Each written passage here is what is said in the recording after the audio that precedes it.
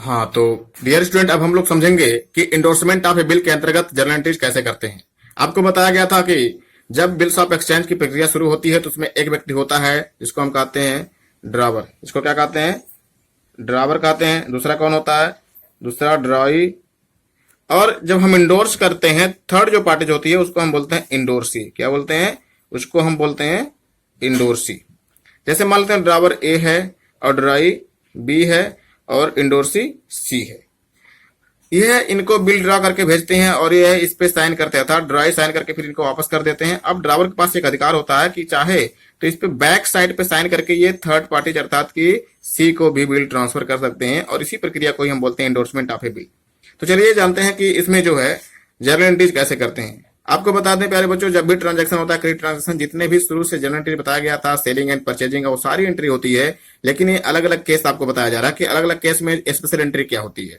तो देखिए यहाँ पर जो एंट्री होगी, सबसे पहले if drawer endorse a bill in favour of endorsee. If drawer endorsed a bill in favour of endorsee, अर्थात कि मान लेते हैं यहाँ ड्रावर कौन है? ए है, ड्राई कौन है? बी है, इंडोर्सी कौन है? सी है। कहा जा रहा है कि if drawer endorsed a bill in favour of endorsee, अर्थात ड्रावर क्या कर रहे हैं? सी के फेवर में, अर्थात इंडोर्सी के फेवर में बिल को क्या कर रहे हैं? इंडोर्स्ड कर रहे हैं। तो यहां पर आप देख रहे होंगे कि ड्राई के ऊपर कोई इफेक्ट नहीं पड़ रहा। तो सबसे पहले ड्राई को हम यहां पर हटा दे रहे हैं और इसलिए यहां पर हो जाएगा नो एंट्री। यहां पर कोई भी जर्नल एंट्री नहीं होगी, इसलिए यहां पर हम लिख दे रहे हैं नो एंट्री। लेकिन यहां पर दो लोगों के अकाउंट बुक पर इफेक्ट पड़ रहा है, एक ड्रावर और एक इंडोर्सी। तो यहां देखिए सबसे पहले वाले पे क्या एंट्री हो जाएगी? यहां पर रिसीवर कौन है? इंडोर्सी। तो सी के अकाउंट को हम क्या कर देंगे? सी अकाउंट हो जाएगा डेबिट। और फिर क्या हो जाएगा? इनके यहां से, ड्रावर के यहां से क्या जा रहा है? बिल्स रिसीवेबल जा रहा है, तो बिल्स रिसीवेबल अकाउंट हो जाएगा। मतलब कि endorsee account debit to bills receivable account. Endorsee कौन है? सी है। और इस प्रकार से यहां पर एंट्री हो जाएगी। यहां पर नरेशन आप लिख देंगे बीइंग बिल्स रिसीवेबल इंडोर्स्ड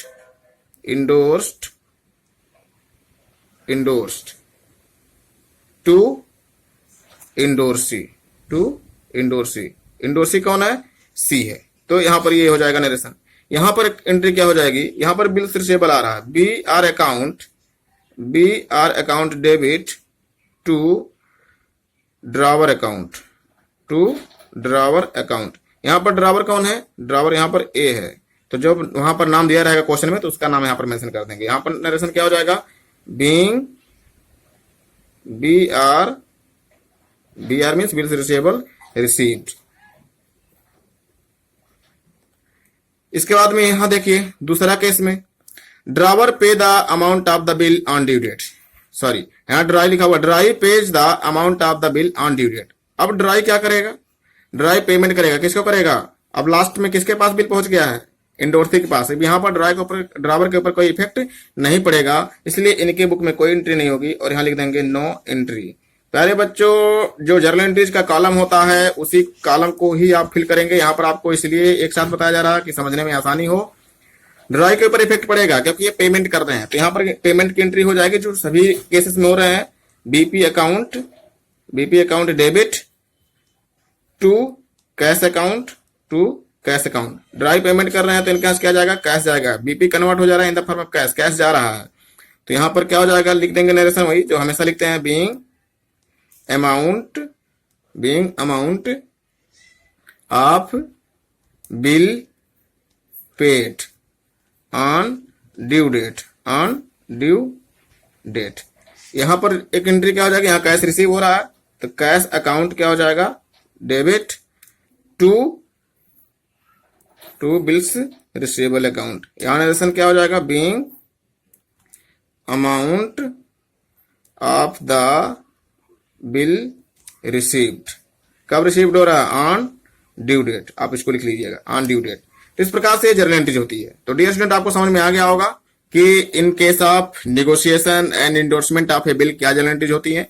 इसको आप देख लीजिए, इसको समझिए, अपने बुक से मैच कराइए और on the basis of your books and this lecture, video lecture, just try to understand this topic very clearly and write these topics in your book properly, means notebook properly, for the future benefit, because this topic is very important for your board exam. So dear student, I hope कि यह topic आपको समझ में आया होगा। आज के लिए इतना ही। धन्यवाद। धन्यवाद, thank you very much and have a nice day. Thank you.